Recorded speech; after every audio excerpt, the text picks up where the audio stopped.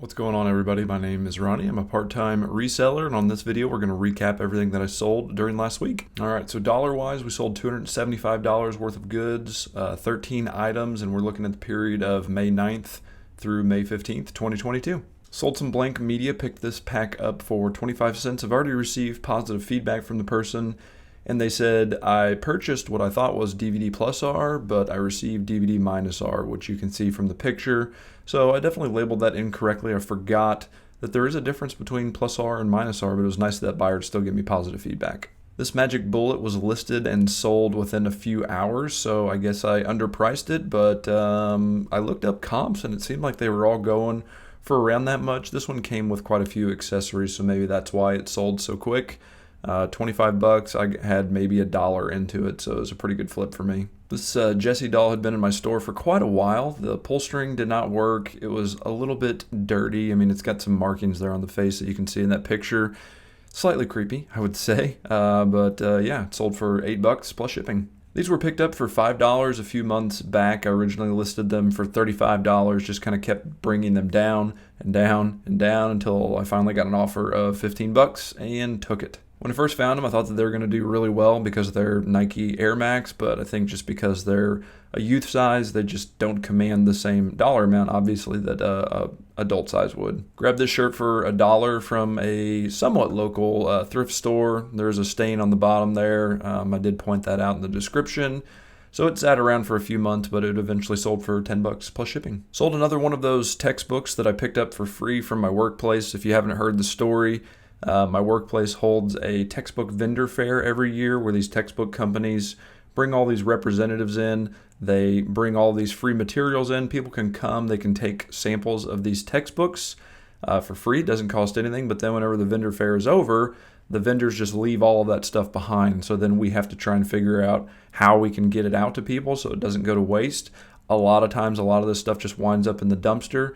So after about a month of it sitting around, I said, hey, I will take some of it. I decided to list all of the textbooks that I could find on eBay. I think I've sold 3 or 4 of them to this point. So yeah, win-win for me. I bought a couple of random hodgepodge bags of toys. If you go to thrift stores, you know that they do this common thing where they just put bags of toys together for $1. I bought a couple of them for like $2, and I made a McDonald's pack. I made a Sonic pack, as you can see here. So the Sonic pack did sell. You can see we're on the white-on-white background, so that's my indication that this listing's a little bit older because that's kind of what my listing started out looking like in like the January, February timeframe.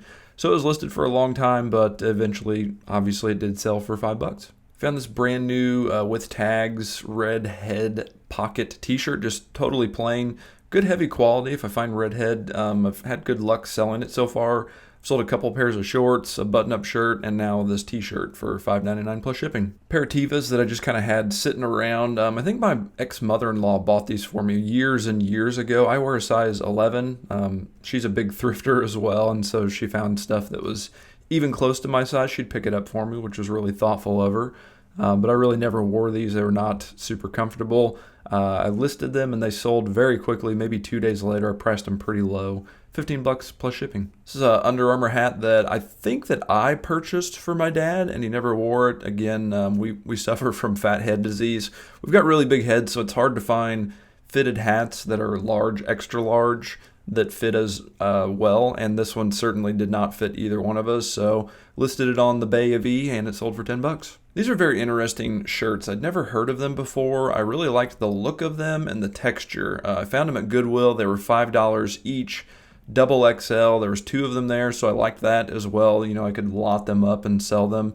They're pretty lightweight. They've got the collar that's kind of like the Tiger Woods style that he was wearing that's not really a collar. They're a California-based clothing company that utilizes plastic bottles to create the shirts. Online, each one of these goes for $80 directly from the website. So I knew I had done well. I originally listed them for $100 for the pair of them. They'd kind of sat around for a while. Somebody offered me $50, and I couldn't refuse it. So I accepted that offer. I have a hard time recalling where or when I picked these up. They'd been in my store for a long time. I want to say they were maybe a Goodwill purchase for around $5 to $6, but they sold for $15 plus shipping. And last item that I sold this week on eBay was a McDonald's Batman Forever Two-Face glass mug. Again, white on white background. It had been listed and sitting in my store for a very long time.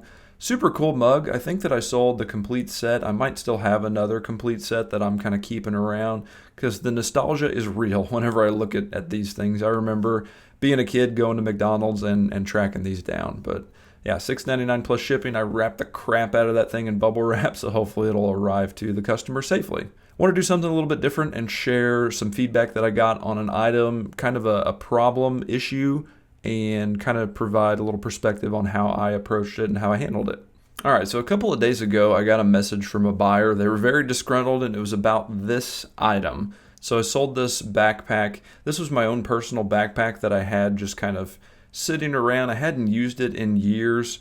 I opened it up, I cleaned it out, made sure there wasn't anything in it, and then I put it back on the shelf in my basement to kind of sit around, and it sold. I shipped it to the guy.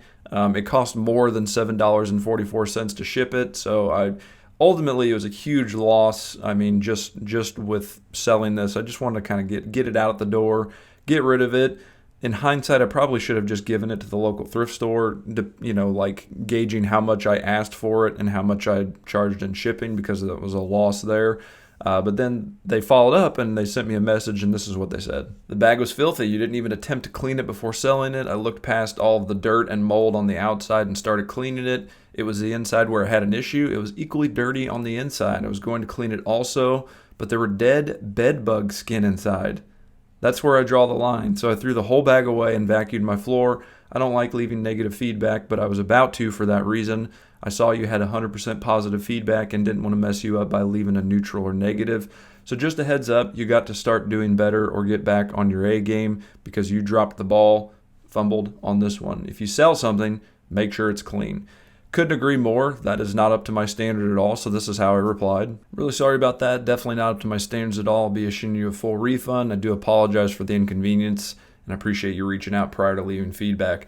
I thought that was a very classy move of them. They could have easily, based upon how they were describing the bag, just left negative feedback and went on with their day. But they took the time to look at my profile, realized that I've worked really hard. I've got 100% positive feedback right now, and I want to keep that. So then they came back and they said, I really appreciate it. You just had an off day, that's all. You assumed all was good and didn't inspect it before pressing forward. Like I always told my troops in the military, never assume anything. Always confirm because people have lost their lives over assumptions. This isn't one of those scenarios, but you get what I'm saying. Don't beat yourself up over this, though. It happens. Just be like, all right, I have to step up my game or get back on my A game from here on out. It may happen again in the future. Just be like, that's my bad, and get back right. Anyways, have a great rest of the week. I said I did indeed. I always learn something from my mistakes, and I will take this one to heart for sure. Sorry again for the trouble. So I think customer service is super important. It's nice, like I said, to have a reasonable buyer that if you do mess up, they give you the opportunity to make things right. I had no reservations or qualms about issuing them a full refund. They were upset, and they received an item that was not up to my standards. It wasn't what they were thought that they were getting. I would never try and sell somebody something that was dirty, moldy, bed bug skins, which the bed bug skins kind of freaks me out a little bit. I've never seen bed bugs around here. I mean, that thing's just been sitting in the basement for a long time. So hopefully, that's just a case of misidentification. But yeah, so I've got 100% positive feedback. People are really happy with the goods that I send them, and I want to keep that rolling. So I thought I'd just kind of do a little aside and show you guys a little situation that I dealt with this week and how I handled it. Now let's cruise on over to Whatnot. I've got a couple of auctions to share and show you how we did over there. Alrighty then, so for our time period, 5/9 to 5/15, I did 3 auctions on Whatnot, first of which we've got brought up here. This is a Monday minifigure draft.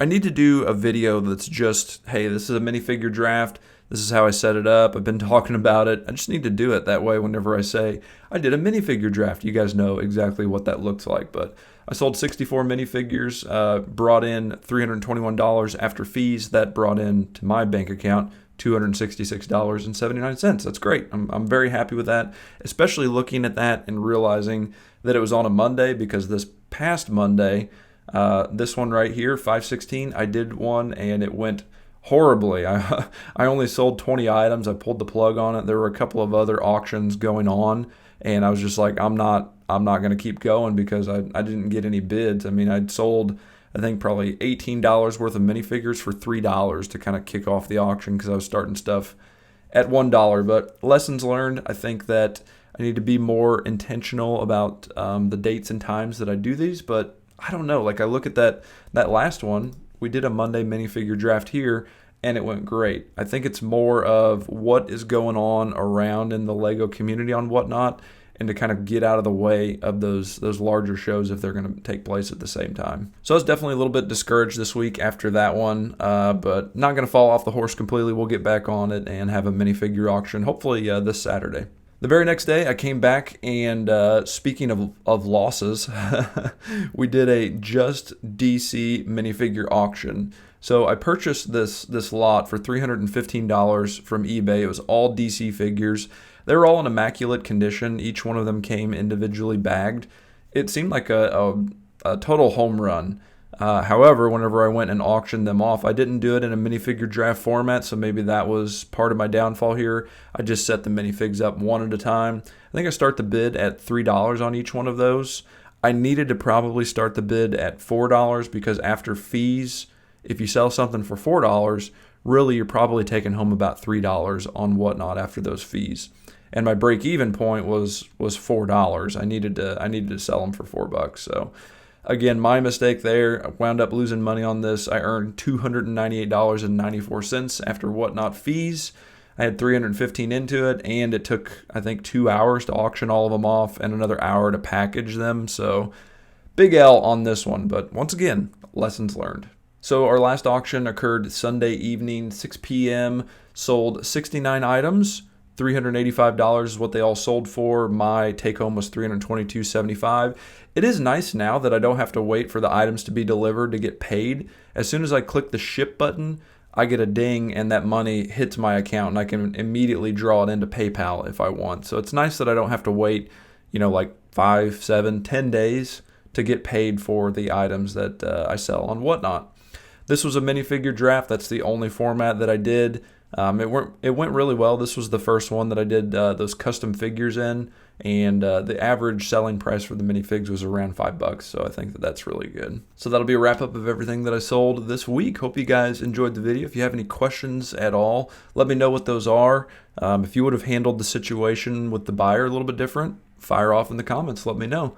As always, everybody, thank you very much. Happy buying, happy selling, and we'll see you in the next one. Take care.